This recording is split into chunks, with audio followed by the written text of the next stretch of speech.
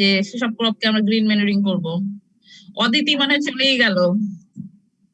Madam তাদের হচ্ছে লিফের গ্রোথটা ভালো হতে হবে, প্রফিউজ লিফ থাকতে হবে, আর আর্লি গ্রোথ হইতে হবে, আর সাকুলেন্ট ইনাফ হইতে হবে। কেন সাকুলেন্ট হতে হবে বলো তো? ইজি ডিকম্পোজিশনের জন্য, যাতে পোর সয়েলটাতে মানে গ্রো করতে পারে, ইজি ডিকম্পোজিশন এবিলিটি থাকতে হবে যাতে করতে পারে এই জন্য। আচ্ছা, যেন আমরা সহজে, যেহেতু আমি বুঝতেছি গ্রিন ম্যানুরিং এ আমার অবশ্যই ডালপালা বেশি লাগছে, তার মানে ভেজিটেটিভ গ্রোথটা যেন ভালো হয় এই ধরনের ক্রপকে আমার সিলেক্ট করতে হবে, তাড়াতাড়ি যেন সেটা গ্রো করে। তারপরে তোমার ডিপ রুট সিস্টেম থাকতে হবে, ডিপ রুট আর অনেক ধরনের এক্সট্রা যে মেইন ক্যারেক্টার হচ্ছে এগুলো। হ্যাঁ, ওগুলো পরে তোমরা করে নিবা। আচ্ছা, আজকে তোমাদের হচ্ছে প্রোডাকশন টেকনোলজি কিছু গ্রিন ম্যানুরিং ক্রপে আছে, খুবই ইজি, আসলে এগুলো বোঝানোর কিছুই নাই। তারপরও আমি তোমাদেরকে হয়তোবা বেশিক্ষণ ক্লাস নিব না, করে এটা শেষ করে দেই, দিয়ে আমার ক্লাস আপাতত শেষ। মশুর স্যারের ক্লাস শেষ হয়ে গেছে না? জি ম্যাম। আচ্ছা, তোমাদের মানে প্র্যাকটিক্যালও শুরু হয়ে যাবে, বুঝছো? প্র্যাকটিক্যালে হয়তো আবার দেখা হবে, যেহেতু তোমাদের ফাইনালে আমি থাকবো তো পরীক্ষা, এই জন্য হয়তো বা প্র্যাকটিক্যালে করে দিছে। আচ্ছা, অনলাইনে হবে মানে ম্যাম এই সামনে রোজা আসতেছে, মানে রোজা টোজায় কি ক্লাস হবে অনলাইনে? মনে তো হয় হবে, যদি ছুটি না থাকে, ছুটি পড়ে যাবে যে যতক্ষণ থাকবে। ম্যাম আমাদের তো গত সেমিস্টারের প্র্যাকটিক্যাল হয় না, ওগুলা কি হতে পারে জানি না। ওগুলো তো পুরো পুরো হাতে নিয়ে নিচ্ছে, আমরাই তো নিয়ে নিচ্ছি, যে 1-1 এ নিচ্ছি, কেউ নিয়ে ফেলতেছে। 4-2 এ শুরু হয়ে গেছে তো প্র্যাকটিক্যাল পরীক্ষা, তো মানে সরি প্র্যাকটিক্যাল ক্লাস শুরু হয়ে গেছে 4-2 এর। আমারই কালকে ক্লাস আছে একটা। তোমাদের আমরা রুটিন পাইছি, কিন্তু ক্লাস থিওরি না শেষ হয়ে তো আবার প্র্যাকটিক্যাল শুরু করা যায় না, বুঝছো? থিওরিটা শেষ হওয়ার অপেক্ষায় আছি, পরে দেখা যাক। আচ্ছা, কথা বোঝা না গেলে একটু আমাকে বলবা, নেটের অবস্থা খুব খারাপ, গত ক্লাসে আমি বলে দিছি তোমাদেরকে। আচ্ছা, আজকে যেটা হচ্ছে প্রোডাকশন টেকনোলজি হচ্ছে কাউপি, ছবি দেখেই তো বোঝা যাচ্ছে, চেনো না এগুলোকে? আমরা সবাই এটা বাজারে এখন খেতে, যেটাকে আমরা ধরো দোকানে যেয়ে বলি কি আমাকে বরবটি দেন, নর্মালি বলে থাকি, সেটা সাধারণত কাউপি, যেটাকে আমরা গো মটর হিসাবে কনসিডার করি। এটা অনেক সময় দেখা যায় যে তোমার ফডার ক্রপ হিসাবে বা গরু রেয়া হিসেবে তোমার এই জন্য গো মটর এটা বলা হয়ে থাকে, কাউপি যেটা। ম্যাম বরবটি কি সত্যি হলুদ হয়? হ্যাঁ, অনেক কালার হয়ে যায়, ভ্যারাইটি আছে না। অনেক আমরা তো সুন্দর খালি যে দেখতে, সবুজটা খাই তোমার, তাই না? তো অন্যান্য ভ্যারাইটি কালার, এটা হয়তো আমাদের দেশে হয়তো সবুজটাই বেশি করে, অন্যান্য কালারটা হয়তো অন্যান্য দেশে হতে পারে, যেটা ফরেস্ট হিসাবে বেশি ব্যবহার করে তোমার ফডার ক্রপ হিসাবে, এই আর কি। আচ্ছা, বরবটি যেটা তোমার সাইন্টিফিক আমরা সবাই জানি, আসলে বোঝানোর কিছুই নেই, যেহেতু বরবটি তোমার এটা অবশ্যই লিগুমিনোসি ফ্যামিলি হতে হবে। এবং এটা দেখো আদার নেম যেহেতু ব্ল্যাক আই পি বলে, এটা দেখো বরবটি যদি সিডটা দেখে থাকো, দেখো মানে সুন্দর বোঝে, ক্লিয়ার একদম ব্ল্যাক আই, এই কারণে এটাকে ব্ল্যাক আই পি বা ব্ল্যাক আই বিন যেটাই বলো না কেন, এখানে কিছু অল্টারনেটিভ নাম এখানে দেয়া আছে তোমার। আর যদি অরিজিনের কথা চিন্তা করি, এটা মেইনলি বলছে যে আফ্রিকান যারা আছে তারাই মেইনলি হচ্ছে তোমার এই কাউপিটা যেটা আছে সেটা আসলে বেশি পরিমাণে এটা আসলে ওখানে তারা খেয়েও থাকে, এবং ওখানেই আসলে এর অরিজিন হিসাবে করা হয়। পরে সেটা তোমার ইন্ডিয়া থেকে ইন্ডিয়া, তার মানে এটা আমাদের দেশে আসলে না, এটা অন্যান্য দেশ থেকে এটা আমাদের দেশে আসছে। আচ্ছা, এখন যেটা ইম্পর্টেন্ট সেটা হচ্ছে আসলে কাউপির ইম্পর্টেন্সটা কি আসলে। যেহেতু আমরা সবাই জানি যে আসলে এটা একটা কাউপি মানে যে বিন জাতীয় ক্রপ, তার মানে অবশ্যই এটা কি আমরা ইউজ করি পালস হিসাবে, যেটা বলে পালস জাতীয় ক্রপ। এবং পাশাপাশি যেটা আমরা বললাম যে গো মোটর হিসেবে যেটা ইউজ করা হয়, সেই জন্য এটাকে সাধারণত ফডার পারপাসে, এবং যেহেতু আমরা গ্রিন ম্যানুরিং পারপাসে করতেছি, তার মানে এটা অবশ্যই একটা গ্রিন ম্যানুরিং ক্রপ। তার মানে এখানে তিনটা ক্রপ হিসাবে সাধারণত এটা কনসিডার, পালস ক্রপ হিসাবে, ফডার হিসাবে এবং গ্রিন ম্যানুরিং ক্রপ হিসাবে। আচ্ছা, আর আমরা সবাই জানি পালস জাতীয় ক্রপে হচ্ছে তোমার সবচেয়ে বেশি পরিমাণে কি থাকবে, প্রোটিন থাকে, যেটা তোমার এই কারণে এটাকে বলা, অনেক সময় গ্রামে যেমন আমরা বলি না গরিবের হচ্ছে কি মাংস হচ্ছে ডাল, পড়ছি না? আমরা ইন্টারমিডিয়েটে যখন ছিল তখন আমার এটা পড়া হয়ে গেছে। আচ্ছা, এছাড়াও প্রোটিনের পাশাপাশি এটা হচ্ছে আসলে resource of calcium and iron, তার মানে প্রচুর পরিমাণে এখানে নিউট্রিয়েন্ট তোমার এখানে আছে এই কাউপি এর মধ্যে। আচ্ছা, এখন কথা হচ্ছে তুমি এটা কি পারপাসের সাথে ইউজ করা হয়। এখন যেহেতু ফডার ক্রপ, তার ক্যাটেল হিসাবে ইউজ করতে পারবা, এবং পাশাপাশি এটা তোমার গ্রিন ম্যানুরিং ক্রপ হিসেবে, যেটা মেইনলি আমি পড়াচ্ছি তোমাদেরকে, কারণ এটা দেখা যায় কি যে এর যে ভেজিটেটিভ যে গ্রোথটা, কারণ আমরা অবশ্যই জানি যে ক্যারেক্টারিস্টিক্স গ্রিন ম্যানুরিং ক্রপের যে ব্রাঞ্চিংটা অনেক বেশি হতে হবে। তো এই যে তোমার ভেজিটেটিভ যে গ্রোথটা হচ্ছে সেটা অনেক হেভি হচ্ছে, এবং এটা অনেক সময় বলছে যে গ্রিন ম্যানুরিং ক্রপের আরেকটা ক্যারেক্টারিস্টিক যেটা সয়েল ইরোশনটাকে তোমার কি করে রোধ করে, তোমার কমায় দেয়। কারণ যে এটা তোমার যখন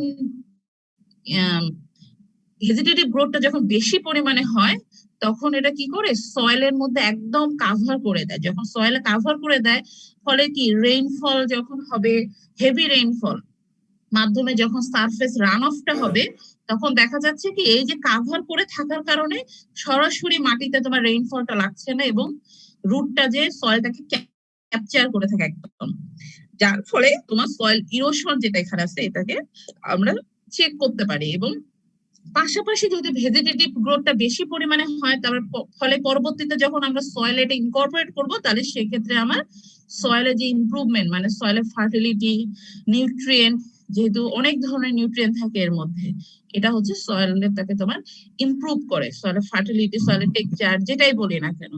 এই হচ্ছে মোটামুটি আমার গ্রিন মানে কাউপির হচ্ছে ইম্পর্টেন্সটা। ক্লিয়ার? এখানে কোনো কোশ্চেন আছে? লাস্টের কথাগুলো বুঝছো তো, তাই না? জি ম্যাম। জাস্ট মনে রাখবে যে ভেজিটেটিভ গ্রোথটা সবচেয়ে বেশি পরিমাণে হচ্ছে, এবং এটা গ্রাউন্ডটাকে কাভার করে রাখছে, যার কারণে আমার সয়েলটাকে আমি ইরোশন চেক করতে পারি, এবং পাশাপাশি আমার সয়েল ইমপ্রুভমেন্টও হচ্ছে, এবং সয়েলের টেক্সচার, স্ট্রাকচার এগুলো তোমার ইমপ্রুভ করতেছে। আচ্ছা, এরপর আসতেছে আমরা প্রোডাকশন টেকনোলজি জানি ক্লাইমেটিক রিকোয়ারমেন্ট। এখানে অবশ্যই ক্লাইমেটিক রিকোয়ারমেন্টের মধ্যে প্রথমেই আসলে টেম্পারেচার আসবে। এখন আমরা জানি যে আসলে সিড জার্মিনেশনের জন্য এক ধরনের টেম্পারেচার লাগবে, একটা ক্রপের হচ্ছে গ্রোথ এন্ড ডেভেলপমেন্টের জন্য এক ধরনের টেম্পারেচার লাগবে, ফ্লাওয়ারিং এর জন্য এক ধরনের আসবে, পট ফরমেশনের জন্য এক ধরনের আসে। তো এই হচ্ছে তোমার সাধারণত বলা হয়েছে যে এখানে যদি সিড জার্মিনেশন করতে সাধারণত ওই টাইমে 12 থেকে 15 ডিগ্রি তোমার এখানে সেলসিয়াস টেম্পারেচার লাগবে। আর যদি তুমি অপটিমাম গ্রোথ এন্ড ডেভেলপমেন্টের জন্য সাধারণত অপটিমাম টেম্পারেচার হচ্ছে 29 থেকে 35। তবে তারা বলছে যে তুমি যদি ম্যাক্সিমাম ড্রাই ম্যাটার প্রোডাকশন করতে চান তখন ডে টেম্পারেচার 27 ডিগ্রি এবং নাইট টেম্পারেচার এক্ষেত্রে 22 ডিগ্রি হচ্ছে সেলসিয়াস টেম্পারেচার। এই হচ্ছে মোটামুটি আসলে টেম্পারেচার, এটা বোঝানোর কিছুই নেই। আচ্ছা, রেইনফল যেটা বললো তোমার এখানে সাধারণত এটা লো রেইনফল অফ সাধারণত 650 মিলিমিটার এখানে করতে পারতেছে, এবং এখানে বললো যে it can even tolerate water logging for a long period. এটা লং পিরিয়ডে ওয়াটার লগিং কন্ডিশন টলারেট করতে পারে হয়তো বা কিছু কিছু ভ্যারাইটি, কিন্তু তুমি যদি জেনারেলে আসো তাহলে দেখা যাচ্ছে যে এটা আসলে ফেয়ারলি টলারেট করতে পারে ওয়েট কন্ডিশন তোমার এখানে। আবার বলছি যে তুমি চাইলে এটা তুমি shade under shade of tree, মানে এটা সাধারণত শেড লাভিং ট্রি, তুমি চাইলে এটা আর্ট ট্রি যে কোনো গাছের নিচেও এটা কালটিভেট করতে পারবা। আচ্ছা, এখন এডাপিক রিকোয়ারমেন্ট যদি বলি, সয়েল রিকোয়ারমেন্টের কথা যদি বলা হয় তাহলে এটা যে কোনো সয়েলে স্যান্ডিলুম থেকে শুরু করে ক্লেলুম বিভিন্ন ধরনের সয়েলে এটা হবে, কিন্তু সয়েলটা অবশ্যই ওয়েল ড্রেইনড হতে হবে। হ্যাঁ, আর যদি সয়েলে পিএইচ এর কথা চিন্তা করি তাহলে বলছে যে এটা হাইলি অ্যাসিডিক সয়েলে এটা ভালো হচ্ছে, এবং থেকে নিউট্রাল সয়েল যেটা অ্যাসিডিক সয়েলে পিএইচ কত থেকে শুরু হয় জানো? জানো তো কথা? হ্যাঁ, একটাও লাইনে নেই মনে হয়। ম্যাম প্রশ্নটা আরেকবার বললাম আমরা পিএইচ বলি না, যে তাহলে অ্যাসিডিক সয়েল কখন বলবো, যখন পিএইচ কখন কত থাকলে? 6.5 এর নিচে থাকলে। আচ্ছা, আর বেসিক ম্যাডাম 7.5 এর উপরে গেলে 7.5 এর উপর। আচ্ছা, মাঝে মাঝে ছোট ছোট কোশ্চেন ম্যাডাম আছে, তোমরা ভাবিও না যে ম্যাডাম এগুলো আমাদের কি ধরছে। হ্যাঁ অনেক সময় ভুলে যাও। আচ্ছা, alkaline soil are not suited for its cultivation, তার মানে দেখা যাচ্ছে যে এটা অ্যাসিড লাভিং সয়েল, তোমার এখানে অ্যাসিডিক টু নিউট্রাল সয়েলে এটা হচ্ছে ভালো হয়ে থাকে। আচ্ছা, এখন কালটিভার বা ভ্যারাইটির কথা বলা হয়ে থাকে। দেখো কত ধরনের ভ্যারাইটি, সাধারণত বাংলাদেশে 3টা গ্রুপ আছে তোমার আসলে কাউপির কালটিভার, তার মধ্যে বলতেছে ইয়ার্ড লং একটা, তারপর হচ্ছে ফ্যালন ও ডুয়ার্ফ টাইপের একটা, এটা হচ্ছে মিডিয়াম সাইজ। এই 3 ধরনের কালটিভার সাধারণত বাংলাদেশে অ্যাভেলেবল। ইয়ার্ড লং যেটা আমরা ওই যে তোমার কি বলি ওটাকে, ভুলে গেলাম, বরবটির মধ্যে কোনো আছে আলাদা কোনো নাম আছে? লং, আচ্ছা যেটা হচ্ছে লং, লম্বা যেটা সবচেয়ে বেশি আমরা মনে হয় বাজারে যেটা করে থাকি সেটা হচ্ছে ইয়ার্ড লং যেটা বলে। আর যেটা একদম এয়ার টাইপের খাটো টাইপ ডুয়ার্ফ টাইপের যেটা, দেখো এটা আরেকটা নাম আছে হচ্ছে ফ্যালন যেটাকে বলে এটাকে। আর আরেকটা আছে যেটা মিডিয়াম সাইজ, মানে লংও না আবার হচ্ছে ডুয়ার্ফও না, এই ধরনের আরেকটা কালটিভার হচ্ছে আমাদের দেশে পাওয়া যায়। মোটামুটি এই 3টা কালটিভার হচ্ছে আমাদের দেশে অ্যাভেলেবল, ইয়ার্ড লং, ডুয়ার্ফ আর হচ্ছে মিডিয়াম সাইজ। আচ্ছা, এখন যদি বলা হয় ল্যান্ড প্রিপারেশনের কথা, তাহলে দেখা যাচ্ছে যে আমরা সব যে টিল কন্ডিশন সেটা অবশ্যই ফাইন টিল্ট হতে হয়, না হলে কিন্তু আচ্ছা সয়েলে অবশ্যই সেটা কিন্তু ফাইন টিলস হতে হবে, না হলে কিন্তু আমরা জানি যে ভালো মতো সিড জার্মিনেশন করতে পারে না, অনেক কিছু সমস্যা হয়ে থাকে। কিন্তু কাউপির ক্ষেত্রে দেখা যাচ্ছে যে এটা না অনেক হার্ডি প্ল্যান্ট তোমার, এই কারণে তুমি যদি চাইলে ওটা অতটা তোমার ফাইন টিলটের দরকার নেই, মোটামুটি একটা মিডিয়াম টিল্ট হলেই চলবে তোমার এক্ষেত্রে। কিন্তু সেক্ষেত্রে আবার ডিপেন্ড করবে তোমার জমিটাতে সয়েলের পরিমাণ কিরকম, বেশি তোমার ক্লে সয়েল না তোমার লুমি সয়েল না অন্য সয়েল। যদি দেখা যাচ্ছে যে ক্লে সয়েল, আমরা তো জানি ক্লে সয়েল অনেক কাদা মাটি, এটা তো একটু বেশি হার্ড টাইপের থাকে, এই কারণে দেখা যাচ্ছে যে এটাতে 2টা থেকে 3টা প্লাইং দিলেই কিন্তু হয়ে যায়। পাশাপাশি তো অবশ্যই ল্যাডারিং থাকবে। কিন্তু যদি লাইট সয়েল হয়ে থাকে যে অল্পতেই হয়ে যাচ্ছে, যেমন লুমি যেটা আমরা জানি, সেটাতে দেখো 1 থেকে 2টা প্লাইং দিলেই কিন্তু এটা সাফিসিয়েন্ট সিড বেডের জন্য। আবার বলছে যে তুমি যে স্যান্ডি সয়েল তোমার কালটিভেশন করে থাকো, সেক্ষেত্রে 1 প্লাইং এই ক্ষেত্রে হচ্ছে তোমার এনাফ। এই হচ্ছে তোমার সয়েলের উপর ডিপেন্ড করে সাধারণত তুমি প্লাইংটা তুমি কত প্লাইং দিতে পারো, যেটা প্রাইমারি টিলে যেটা আমরা বলে থাকি তার থেকে করে। এই হচ্ছে ল্যান্ড প্রিপারেশনের কথা। আচ্ছা, এখন আসতেছে সিড সোয়িং, যেটা সোয়িং অফ সিড। আমার প্রথমে আসছে টাইম অফ সোয়িং। সাধারণত কাউপি তোমার রবি এবং খরিফ 2 সিজনই করা হয়ে থাকে। এই লাইনে আসো না তোমরা, কাকে পড়া ধরি?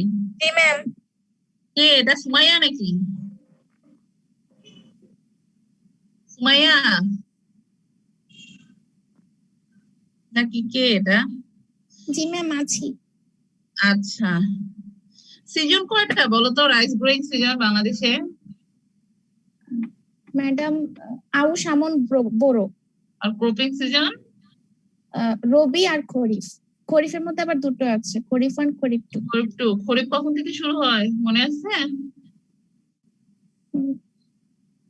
ম্যাডাম খরিফ, ম্যাডাম এক্সাক্ট টাইম মনে আসতেছে না। একটা আইডিয়া করো তো দেখি কখন হতে পারে। 15ই মার্চ। মার্চ থেকে ধরে নিই। আচ্ছা, মার্চ থেকে তোমার কোন পর্যন্ত আসবে? নভেম্বর বা সেপ্টেম্বর পর্যন্ত নাকি? জি ম্যাডাম।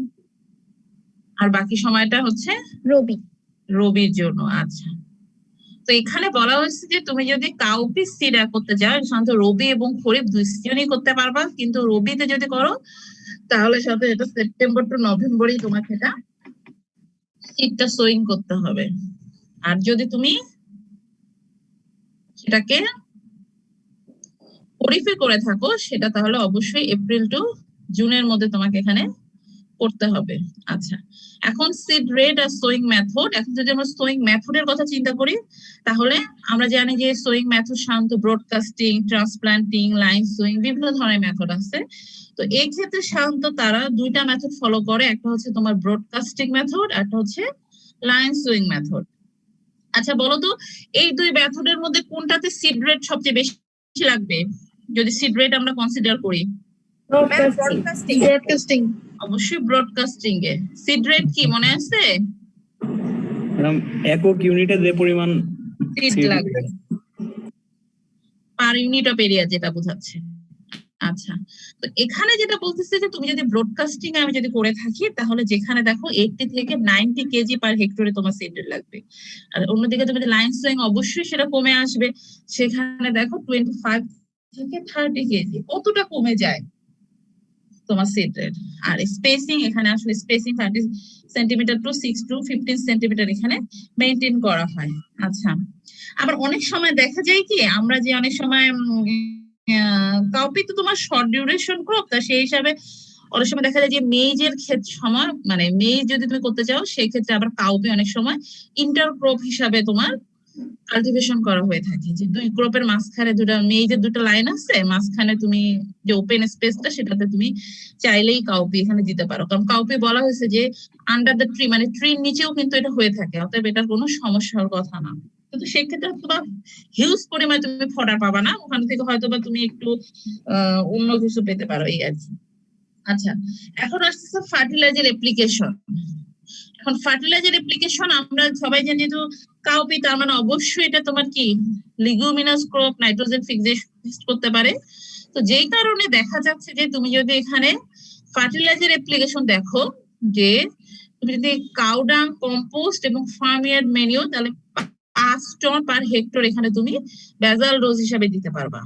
ঠিক আছে, এখন তুমি যদি কাউডাং এগুলো যদি বেজাল ডোজ হিসেবে না দাও, তাহলে সেক্ষেত্রে তুমি দেখো ইউরিয়া, যেহেতু আমি আগেই বললাম যে নাইট্রোজেন যেহেতু এরা ফিক্স করতে পারে, যার কারণে এখানে আমরা ইউরিয়া সারের পরিমাণ কিন্তু কম করে দিই। সাধারণত 55 কেজি এখানে দেওয়া হচ্ছে। কিন্তু অন্যদিকে দেখা যাচ্ছে যেমন রাইসের ক্ষেত্রে আমরা কি করি, ইউরিয়া সবচেয়ে বেশি থাকে, পরে অন্যান্য ফার্টিলাইজার কিন্তু কমতে থাকে, ফার্টিলাইজারের ডোজ গুলো। কিন্তু গ্রিন ম্যানুরিং এর ক্ষেত্রে তোমার টিএসপি মানে হচ্ছে ফসফরাস কন্টেইনিং যে ফার্টিলাইজার গুলো আছে, সেগুলো একটু বেশি পরিমাণে দেওয়া হয়। কেন দেওয়া হয় বলো তো? দেখো টিএসপি এখানে প্রায় তোমার দ্বিগুণেও বেশি দেওয়া হয়েছে, প্রায় 130 কেজি পার হেক্টর এখানে বেজাল ডোজ হিসেবে দেওয়া হয়েছে। তোমাদের মানে কোশ্চেন আসতে পারে না, ম্যাডাম এখানে কেন টিএসপি বেশি পরিমাণে দিল, ইউরিয়া কম পরিমাণে? ইউরিয়া কম দিল কিসের জন্য, এটা অ্যান্সার তোমরা পাইছো, কিন্তু টিএসপি কেন বেশি পরিমাণে দিব বলো তো? হ্যাঁ, ট্রিপল সুপার ফসফেট, কেউ কি জানো? ফসফরাস রিকোয়ারমেন্ট মনে হয় বেশি, এই জন্য। আচ্ছা, আর কেউ?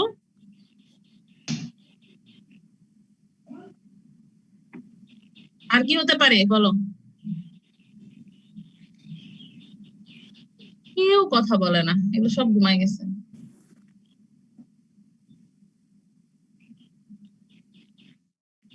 আর কি জন্য দেয়া হতে পারে বলো? আমি অ্যাসিডিক সয়েল পছন্দ করি, এই জন্য নাকি?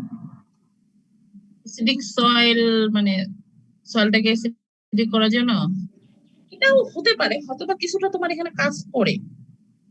আচ্ছা, যাই হোক, তোমরা কথা বলবার বোঝা গেছে।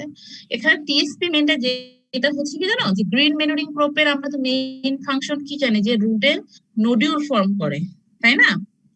তো এই যে তুমি যে ফসফরাস কন্টেইনিং বা তোমার এই যে ফসফরাস সলিউবলাইজিং যেসব আমাদের আছে নিউট্রিয়েন্ট আছে, সেগুলো শান্ত করে কি তোমার নোডিউলের মধ্যে যে তোমার নাইট্রোজেন ফিক্সেশন যে ব্যাকটেরিয়া গুলো আছে না, এই ব্যাকটেরিয়া গুলোকে ডেভেলপ করতে হচ্ছে মেইনলি তোমার হচ্ছে এই ফসফরাস ফার্টিলাইজারটা হচ্ছে কাজে লাগে।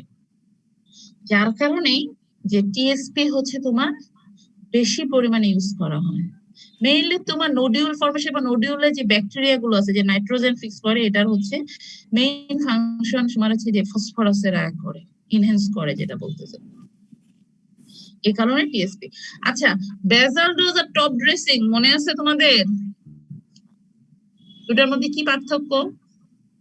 ম্যাডাম বেজাল ডোজ হচ্ছে ল্যান্ড প্রিপারেশনের সময় দেয়া মাটির সাথে, আর টপ ড্রেসিং হচ্ছে উপর থেকে দেয়া, এটা হচ্ছে বিফোর প্ল্যান্টিং ক্রপের উপরে। হচ্ছে বিফোর প্ল্যান্টিং এর যেটা হচ্ছে আমরা ল্যান্ড প্রিপারেশনের সময় যেটা ইউজ করি সেটা হচ্ছে বেজাল ডোজ হিসেবে। আর স্ট্যান্ডিং ক্রপে যখন আমরা অ্যাপ্লাই করি তখন সেটা হয়ে যায় top dressing. Top dressing. Good, এই তো সব মনে আছে। আচ্ছা,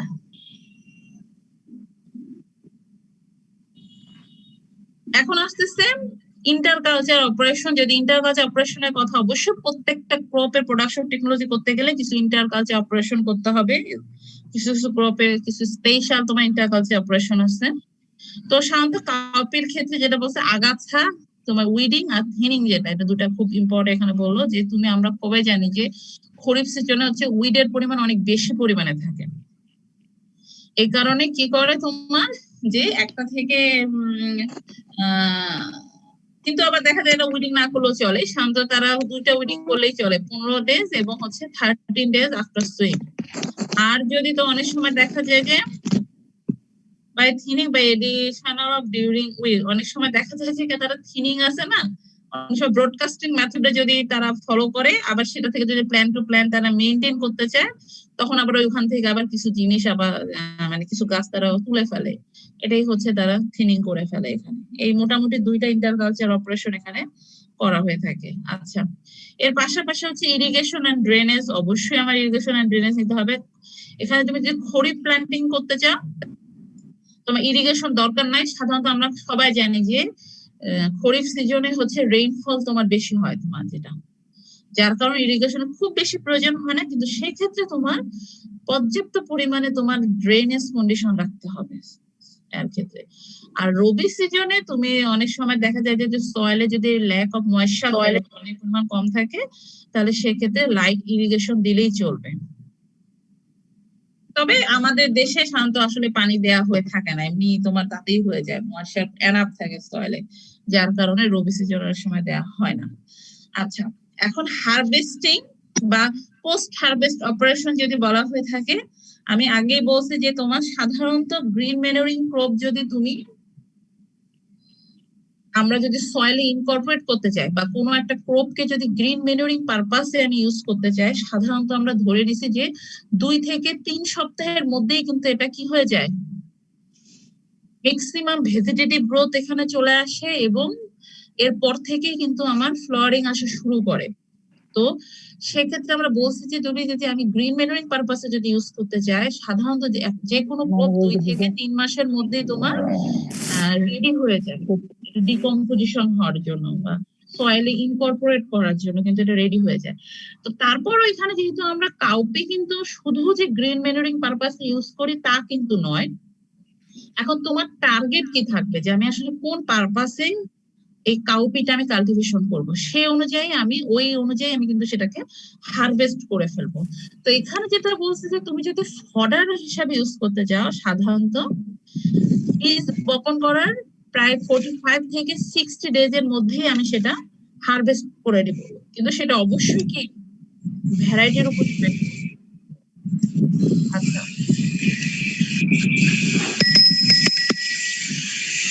আবু বকর সিদ্দিক এটা কি করতেছে এটা? আচ্ছা, এরপরে বলতেছে যে তুমি যদি ফডার পারপাস ইউজ করতে পারো, তাহলে অবশ্যই আমি যেটা বলছি যে ফডার হোক বা গ্রিন ম্যানুরিং পারপাসে হোক না কেন, সেটা অবশ্যই আমার ফ্লাওয়ারিং এর আগে কিন্তু সেটা হারভেস্ট করতে হবে। Harvesting should be done when plants start flowering, ঠিক আছে? এরপরে বলছে তুমি যদি পট পারপাস ইউজ করতে চাও, তোমার যদি পট হিসাবে করো, তাহলে সেক্ষেত্রে অবশ্যই 60 to 80 ডেজ মধ্যে করতে হবে, কারণ 60 to 80 ডেজে সাধারণত হয়তোবা প্ল্যান্টটা মোটামুটি তোমার পট ফর্ম করে ম্যাচিউর হয়ে যাবে তোমার। আচ্ছা, এরপরে বলছে তুমি যদি সিড হিসেবে ইউজ করতে চাও, তাহলে যেহেতু আমার পডের পরে আমি ওটাকে সিড নিব, তাহলে সেক্ষেত্রে অবশ্যই পডে যদি 60 to 80 ডেজে যদি আমি হারভেস্ট করি, তাহলে আমার সিডের জন্য আরো একটু বেশি সময় মাঠে রাখতে হবে, যার কারণে দেখা যাচ্ছে 90 থেকে 120 ডেজ লাগতেছে আফটার সোয়িং এ। কারণ তখন পট যেটা গ্রিন পটটা অলরেডি তোমার ম্যাচিউর হয়ে যাবে এবং ম্যাচিউর হয়ে গেলে আমরা সেখান থেকে সিড পেতে পারি। তো এই যে তোমার এক একটা কন্ডিশনে হচ্ছে আমরা ক্রপটাকে হচ্ছে ফিল্ড থেকে হারভেস্ট করব, এখানে বলা হয়েছে। আচ্ছা, আর যদি ইল্ডের কথা কনসিডার করি, সাধারণত গ্রিন ফডার হিসাবে 20 থেকে 30 টন গ্রিন ফডার এখানে লাগবে। আবার সিড হিসাবে যদি করতে চাই এত টন, এগুলো আসলে করানোর কিছু নেই। আর নিউট্রিয়েন্ট কন্টেন্ট যেহেতু আগে বললাম যে এটা প্রোটিনের পরিমাণ অনেক বেশি পরিমাণে থাকে, কিন্তু তাই বলে এখানে খুব বেশি না, সাধারণত 14.3 থেকে 23.7%। আর গ্রেনের মধ্যে যদি তুমি চিন্তা করো, তাহলে দেখা যাচ্ছে যে গ্রেইনে সাধারণত কার্বোহাইড্রেটের পরিমাণ অনেক বেশি পরিমাণে থাকে। এরপর নেক্সট প্রোটিন, তারপরে তোমার এখানে ফ্যাট, এই তিনটা হচ্ছে তোমার নিউট্রিয়েন্ট কন্টেন্ট এখানে বেশি থাকে। আচ্ছা, এই হচ্ছে মোটামুটি তোমাদের হচ্ছে কাউপি। এটা হচ্ছে বিদেশে বিভিন্ন ধরনের, দেখো কত ধরনের আইটেম তারা করে। আমাদের দেশে তো বরবটি কেউ খেতে চায় না, সবাই বিরক্ত ফিল করে, মজা লাগে না এই আর কি। যদি ফ্রাইড রাইস একটু করো তখন হয়তো একটু বরবটি দাও বা কিছু, এটা খুব বেশি একটা ইউজ করা হয় না। আচ্ছা, এখান থেকে কারো কোনো কোশ্চেন আছে কাউপি থেকে? নাহলে আমি নেক্সটে চলে যাব। কোনো কোশ্চেন?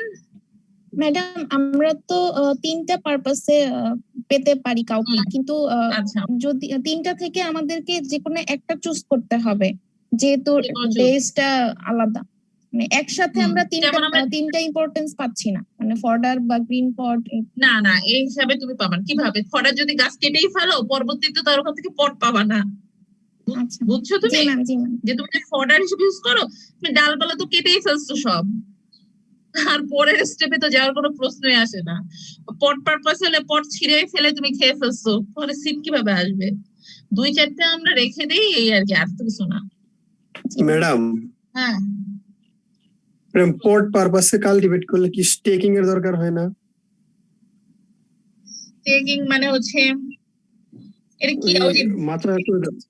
হ্যাঁ, আমাদের গ্রামে যে কাল্টিভেট করে দেখি ওখানে স্টেকিং করে আর কি, ওই যে বাড়ি দেয়। সুতা দেয়া বা ম্যাডাম ওই যে মাচা সিস্টেম করে আর কি, যাতে নুয়ে না পড়ে মাটিতে। হ্যাঁ, সিম টিম তো আমরা তো তাই করে থাকি, সিম গাছে করে থাকি না, দেখো না মাছের মতো করে ওখানে দিয়ে দিই, তাছাড়া তো হয় না। এখন তুমি যে পটে করে আমরা ছোট ছোট যদি অনেক সময় বাসায় যদি লাগাই রাখি, ওটা তো আর কিছু না, কিন্তু লার্জ স্কেলে যদি কাল্টিভেশন করো সেক্ষেত্রে হয়তো বা আমরা অন্যভাবে তোমার হাতে চলে আসি। কিন্তু এটা খুব সম্ভব এটা করা হওয়ার কথা না, কারণ এটা তো বুশি টাইপের প্ল্যান, এটা তো লং টাইপের প্ল্যান না, এটা সয়েলটাকে তো কাভার ক্রপ হিসেবে কনসিডার করা হচ্ছে। ভালো করে খেয়াল করেও তো তুমি কোন ক্রপে দেখছো। হ্যাঁ, ম্যাম বরবটিতে হয়তো ওটা ভ্যারাইটি থেকে অন্য কি না, অন্য দেখো ভ্যারাইটি বুশি হতে প্ল্যান পারে। এখানে তোমাদের এটা বেশি বড় হওয়ার কথা না। ম্যাডাম, যে ওই যে লং যে হচ্ছে যে ইয়াটা আছে, লং ইয়ার বিন যেটা, হ্যাঁ ওটা হ্যাঁ, মানে ওইটাতে ম্যাডাম যাতে মাটিতে না যায় এই জন্য আর কি মাছা ইউজ করে। মাথায় টাইপের ইউজ করে। আচ্ছা আচ্ছা, এই হচ্ছে কথা। আচ্ছা, আমি এখন অ্যাটেন্ডেন্সটা দিয়ে দিই, তোমরা ফিল আপ করা শুরু করো, পরে আমি নেক্সট স্লাইডে চলে যাচ্ছি। অ্যাটেন্ডেন্স কোথায় যেন? আপনারা কিছু বলবেন? দাঁড়ান।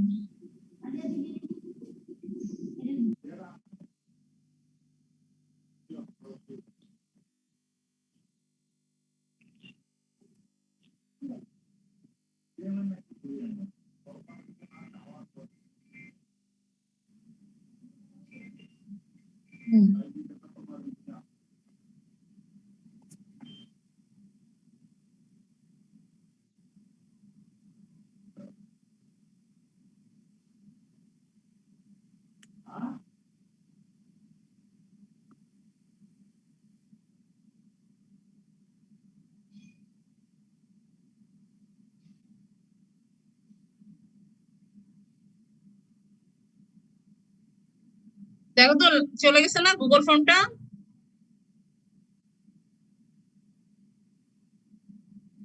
এখন পার্টিসিপেন্ট ম্যাক্সিমাম 303 না? আচ্ছা ঠিক আছে, এটা পরের দিকে সে জয়েন করলো।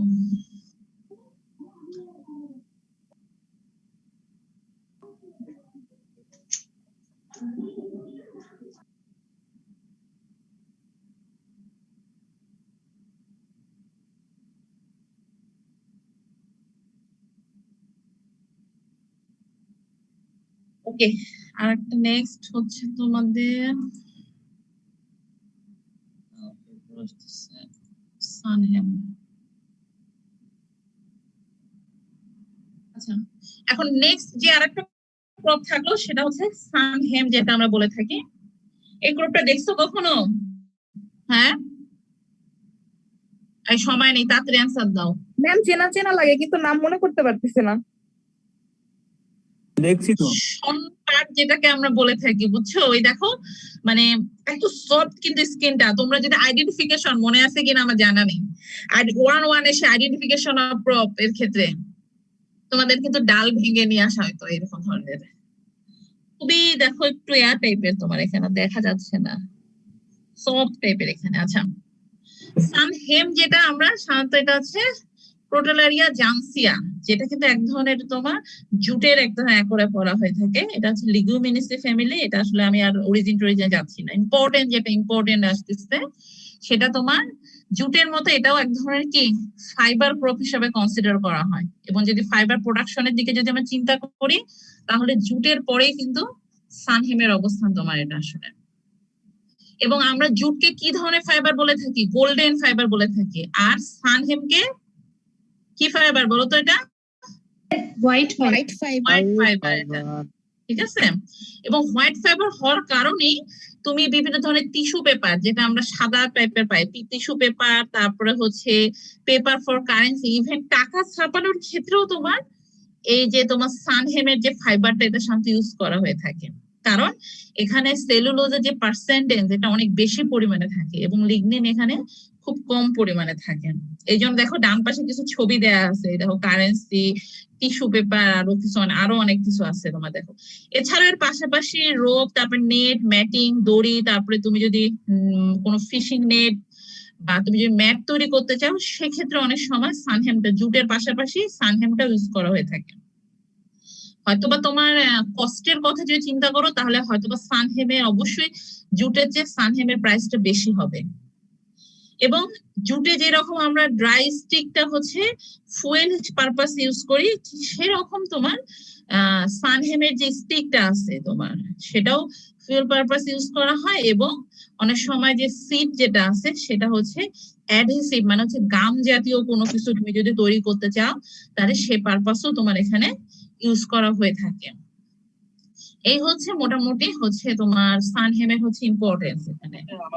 আচ্ছা, এখন টেম্পারেচার আর রেইনফল যদি বলি তাহলে একই কথা, যে এটা তোমার রবি খরিফ দুই ধরনের। তবে তোমার অপটিমাম টেম্পারেচার সাধারণত 25 থেকে 30 ডিগ্রি সেলসিয়াস তোমার বলছে। আর রেইনফল বলছে যে খরিফ সিজনে তুমি যদি সাধারণত রেইনফল খুব বেশি পরিমাণে লাগে না, মিনিমাম রেইনফল হলেই তুমি যদি খরিফ সিজনে ফাইবার পারপাস ইউজ করতে চাও, এই কথা বলো কেন? আর যদি তুমি খরিফ সিজনে ফাইবার পারপাস ইউজ করতে চাও তাহলে যেহেতু আমরা ফাইবার আমরা জানি যে ফাইবার পেতে চাই তাহলে আমার রেটিং করতে হয়। রেটিং মানে কি জানো? জুট রেটিং পড়ছো, মনে আছে?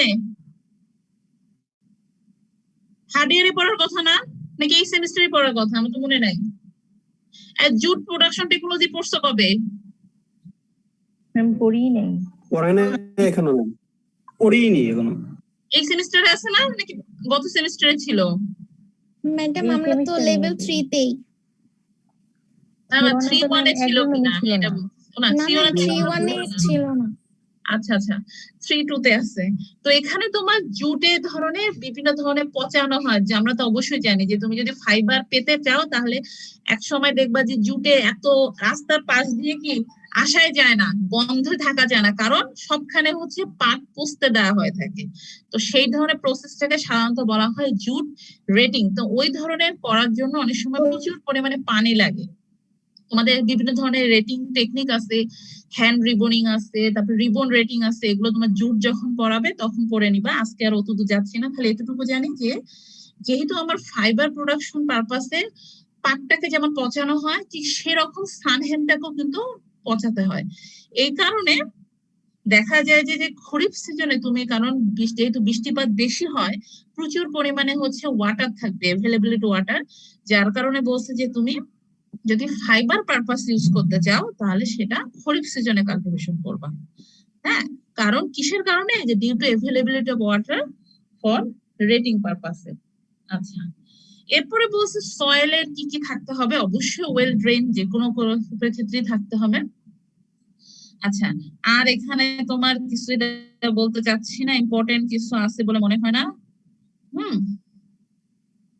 আচ্ছা, ল্যান্ড প্রিপারেশন, যদি ফিল্ড প্রিপারেশন বা ল্যান্ড প্রিপারেশনের বলা হয়ে থাকে, যেমন আমরা কাউপির ক্ষেত্রে বললাম যে প্লাইং খুব বেশি দরকার হয় না, কারণ এই ক্রপটা হচ্ছে একটু হার্ডি টাইপের ক্রপ। কিন্তু সানহিমের ক্ষেত্রে দেখা যাচ্ছে যে সয়েলটাকে অবশ্যই ফ্রাইবল, মানে হচ্ছে গুড টিল্ট কন্ডিশন, মানে ফাইন টিল্ট কন্ডিশন হতে হবে, এবং অবশ্যই সয়েলটা উইথ ফ্রি হতে হবে।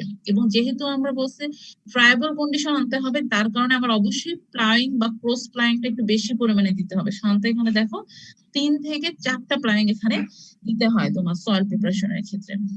আচ্ছা, এখানে কিছু ভ্যারাইটির এখানে বলা আছে, এটা ভ্যারাইটির নামগুলো একটু মনে রেখো। এখন কি যে এসটি কি ডি কি, এটা তোমরা যদি আমাকে জিজ্ঞেস করো আমি এটা বলতে পারবো না। খুব সম্ভব এখানকার কিছু ভ্যারাইটি হচ্ছে ইন্ডিয়ার, কিছু ভ্যারাইটি আছে, কিছু বাংলাদেশের আছে, তবে আমার মনে হয় ম্যাক্সিমামই হচ্ছে ইন্ডিয়ান ভ্যারাইটি এখানে তোমার। তাহলে এই যে K12 যেটা আছে, কালকে আমি বেশ কিছু খুঁজলাম যে K12 যে ভ্যারাইটিটা, এটা সাধারণত তোমার এর ফাইবারটা একটু ইয়েলো কালার হয়। এখন কে কেন বললো এখানে, এটা আসলে আমি বলতে পারতেছি না। হ্যাঁ, যেমন কর্পোরাস, ক্যাপসুলারিস, অরিটোরিয়াস, অনেক সময় ভ্যারাইটি ও দিয়ে শুরু হচ্ছে, বিভিন্ন ধরনের থাকে, কিন্তু এটা কেন কে এম এটা হলো এটা বলতে পারা যাচ্ছে, আমি সরি। আচ্ছা, এখন যদি সোয়িং এর কথা যে বলা হয়ে থাকে, দেখা যাচ্ছে কি যে খরিফ এবং রবি দুই সিজনই তো করা হয়ে থাকে, যেটা আমি আগেই বললাম। কিন্তু তোমার সাধারণত সানহেমটা এটা হচ্ছে short day plan. Short day plan মানে কি বলো আছে, মানে হচ্ছে ফটো পিরিয়ডিজমের উপর এটা একটু ডিপেন্ড করে। শর্ট এর উপর বেসিস করে আমরা জানি দুই ধরনের ক্রপ আছে, একটা হচ্ছে শর্ট ডে আর একটা হচ্ছে কি লং ডে। শর্ট ডে মানে কি, এর হচ্ছে ফ্লাওয়ারিং এর জন্য আমার ডে লেন্থটা হচ্ছে ক্রিটিক্যাল যে ডে লেন্থ তার চেয়ে কম থাকতে হবে, তাহলেই কিন্তু আমার কি ফ্লাওয়ারিংটা আসবে, না হলে কিন্তু আসবে না, যেহেতু শর্ট ডে প্ল্যান। তো তোমার যেহেতু শর্ট ডে প্ল্যান, এই জন্য তুমি যদি রবি ক্রপ হিসাবে যদি কনসিডার করো, কারণ রবি সিজনে আমরা অবশ্যই জানি ডে লেন্থ কিন্তু কিন্তু কি কমতে থাকে। এখন ডে লেন্থ যদি বেশি পরিমাণে কমে যায়, তাহলে তো সেক্ষেত্রে আমার সানহিমের প্রোডাকশন, আমার যদি ভেজিটেটিভ গ্রোথটা ভালো হবে না। এই কারণে বলা হয়েছে যে হ্যাঁ, এই কারণে তোমার এখানে বলা হয়েছে যে তুমি যদি সানহেমটা যদি রবি ক্রপে কাল্টিভেশন করতে চাও, তাহলে সেক্ষেত্রে তোমাকে আর্লি একটু সোয়িং করতে হবে। তা না হলে কি হচ্ছে দেখো, যে ভেজিটেটিভ যে গ্রোথটা এটা কিন্তু ভালো মতো হবে না, তখন ফুল কিন্তু অলরেডি চলে আসবে। যদি তুমি লেটে একটু প্ল্যান করো, কারণ লেট প্ল্যান করলে আমার অলরেডি ডে লেন্থ কমে যাচ্ছে, ডে লেন্থ কমে আসা মানে আমার সানহেমে তখন ফুল আসা শুরু হয়ে যাবে, এর ভেজিটেটিভ গ্রোথটা তখন হবে না। তো এইটা পারপাসের কথা চিন্তা করে তুমি যদি গ্রিন ম্যানুরিং এর কথা চিন্তা করে যদি কাল্টিভেশন করে থাকো রবি সিজনে, তাহলে সেটা অবশ্যই একটু আর্লি সোয়িং করতে হবে, তাহলে সেক্ষেত্রে তোমার ভেজিটেটিভ যে গ্রোথটা এটা তোমার ভালো পাবা। এই কারণে দেখা যাচ্ছে দেখো রবি সিজন সাধারণত তোমার সেপ্টেম্বর থেকে অক্টোবরে, যেটা আমরা কি করি নভেম্বর থেকে শুরু হয়, সাধারণত সেপ্টেম্বরে এখানে আর্লি প্ল্যান করে থাকে। আর খরিফ সিজনে সাধারণত যে টাইমটা আমরা মেনটেন করি মার্চ থেকে জুন, সেটাই করা হয়। ক্লিয়ার এই জিনিসটা সোয়িং মেথড এখানে? আচ্ছা, এরপরে স্পেসিং। এখন স্পেসিং হচ্ছে তোমার এক একটা যে ফাইবার হিসেবে ইউজ করে থাকো, কাল্টিভেশন করে থাকো, তো এক ধরনের স্পেসিং মেনটেন করবা, আর গ্রিন ম্যানুরিং হিসেবে ইউজ করলে আর এক ধরনের করে থাকবা। আচ্ছা, সিড রেট অবশ্যই তুমি সাধারণত গ্রিন ম্যানুরিং হিসেবে ইউজ করতে, এর হচ্ছে সিড রেটটা বেশি থাকে তোমার অন্যান্য পারপাসের তুলনায়। আচ্ছা, ফার্টিলাইজার অ্যাপ্লিকেশন সবখানেই দেখবা যে একটু টিএসপি এগুলোতে একটু বেশি পরিমাণে এখানে দেওয়া হয়ে থাকে। সাধারণত তোমার এখানে যেটাই দেখো এখানে বলা হয়েছে যে it require 10 KG TSP per hectare for proper development of root and nodule, যেটা তোমাদের আগেই বললাম যে টিএসপি ফার্টিলাইজার আমরা কেন দিয়ে থাকি, নোডিউল ফরমেশন করার জন্য, কারণ এটা তোমার কি করে ক্রপ গ্রোথটাকে তোমার ইনহ্যান্স করে, এই কারণে টিএসপিটা এখানে বেশি দেওয়া হয়ে থাকে। আচ্ছা, এই হচ্ছে এটা। আর সব ধরনের ফার্টিলাইজার অবশ্যই আমরা বেজাল ডোজ হিসাবে অ্যাপ্লাই করে থাকবো। আচ্ছা, উইড কন্ট্রোল যদি বলা হয়ে থাকে, তাহলে এখানে দেখা যাচ্ছে যে খুব বেশি একটা উইডের প্রবলেম হয় না, তবে এই যে একটা উইড আছে যেটা ইপোমিয়া একটা প্ল্যান্ট, এটা খুব সম্ভব ইপোমিয়া যে প্ল্যান্টটা এখানে ছবি দেওয়া আছে, এই প্ল্যান্টের হচ্ছে যে সিডটা হয় সেটা কি মানে প্রায় বলতে গেলে সানহেমের সিডের মতো দেখতে। তো তুমি যদি ম্যানুয়ালি যদি এই ইপোমিয়া প্ল্যান্টটাকে যদি রিমুভ না করো, তাহলে পরে দেখা যাচ্ছে কি তুমি যখন সানহেমের সিডটা হারভেস্ট করবা, ওই সানহেমের সিডের সাথে কিছু দেখবা ইপোমিয়া সিডও তোমার মিক্সড হয়ে গেছে, যেটা তোমার অবশ্যই তোমার মেইন ক্রপটাকে তো প্রবলেম করবে, পাশাপাশি তোমার সাবসিকুয়েন্ট তুমি ধরো ওই সিডটা যদি পরবর্তীতে অন্য কোনো জমিতে আবার কাল্টিভেশন করে থাকো, দেখবো ওই জমিতেও তোমার কি হচ্ছে, ওই ইপোমিয়া হচ্ছে। তো এই জন্য এটা বলছে যে এই আগাছাটাকে তোমার অবশ্যই ম্যানুয়ালি তোমাকে রিমুভ করতে হবে ফুল আসার আগে, না হলে তোমার এই সানহেমের সিডের সাথে এই ইপোমিয়া যে সিডটা আছে সেটা তোমার এতে ডেসিমিনেট হয়ে যাবে। আচ্ছা, এরপরে ওয়াটার ম্যানেজমেন্ট আসলে কিছু এখানে একটা থেকে দুইটা ইরিগেশন যদি দেওয়া থাকে, খুব বেশি যদি তোমার ড্রাউট কন্ডিশন থাকে সেক্ষেত্রে তোমার। আচ্ছা, এখন হারভেস্টিং যদি বলা হয়ে আছে, যেটা তোমার আগেই বললাম যে গ্রিন ম্যানুরিং করলে 2 থেকে 3 সপ্তাহের মধ্যে বা 2 থেকে 3 মাসের মধ্যে রেডি হয়ে যায়। তো এখানে বলছে যে গ্রিন ম্যানুরিং তুমি ক্রপ হিসেবে ইউজ করো, তাহলে সাধারণত 2 থেকে 3 মাসের মধ্যেই সেটা হচ্ছে ready for incorporation in the soil, সয়েলে ইনকর্পোরেশন করার মতো রেডি হয়ে থাকে। আচ্ছা, এরপরে বলতেছে তুমি যদি পট ফরমেশন, যেটা একই বললাম যে গুড কোয়ালিটি যদি ফাইবার প্রোডাকশনের ক্ষেত্রে ইউজ করো, তাহলে একটু বেশি সময় রাখতে হবে। সেই ক্ষেত্রে সাধারণত 11 থেকে 12 মান্থ তোমার এখানে প্ল্যান্টটাকে রাখতে হবে। তবে জেনারেলি সাধারণত আমরা সেপ্টেম্বরে হারভেস্ট করে থাকি, বুঝছো। আবার অনেক সময় বলছে যে টু আর্লি বা টু লেট যদি হারভেস্টিং করি, যেটা অনেক সময় ফাইবার কোয়ালিটি যদি ফাইবার প্রোডাকশন করে থাকো, যেমন জুটের ক্ষেত্রে পড়বা, তখন দেখবা যে আসলে তোমার যে টার্গেট ফাইবার, কারণ ফাইবার হচ্ছে ইম্পর্টেন্ট, এর কোয়ালিটিটা কিরকম, এই কারণে সেক্ষেত্রে খুব কেয়ারফুলি তোমাকে সেটাকে হারভেস্ট করতে হবে, যে যেন খুব তাড়াতাড়ি ওটা হারভেস্ট না হয়, আবার খুব যেন লেটও না করে থাকে। আচ্ছা, আর ইল পারপাসে যেটা বলছে যে ফাইবার ইল সাধারণত 1 থেকে 1.2 টন পার হেক্টর, আর গ্রিন ম্যানুরিং হিসেবে যদি ইউজ করো তাহলে এটা হচ্ছে 6 to 7 ton per hectare of green manuring crop. এই হচ্ছে মোটামুটি তোমাদের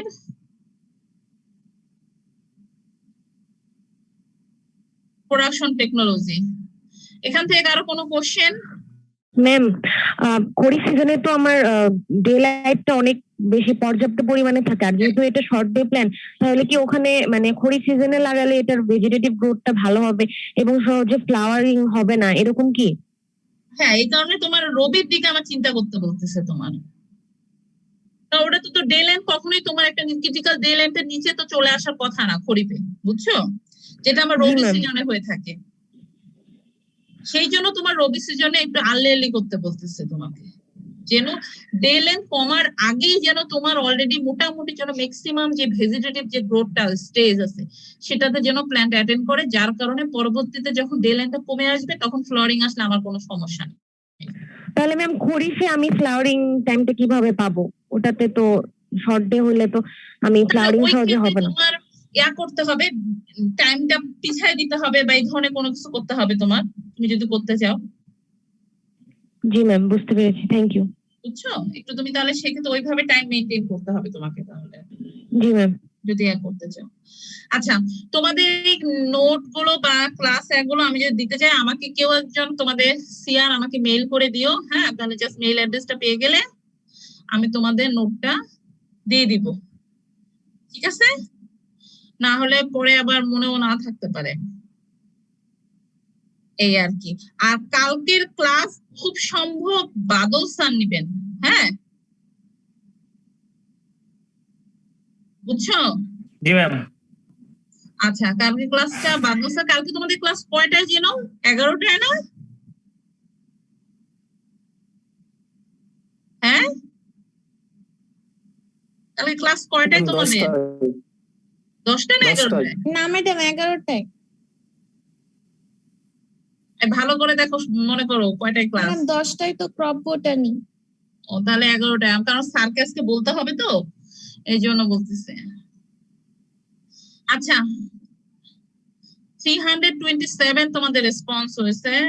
প্রেজেন্ট আছো এখন কতজন দেখি তো? মাত্র 266। দেখো আস্তে আস্তে সব বের হয়ে গেছে, এই হচ্ছে অবস্থা। আচ্ছা, ঠিক আছে, ভালো থাকো তোমরা, হ্যাঁ। আর দেখা হবে ইনশাআল্লাহ প্র্যাকটিক্যাল ক্লাসে আবারও।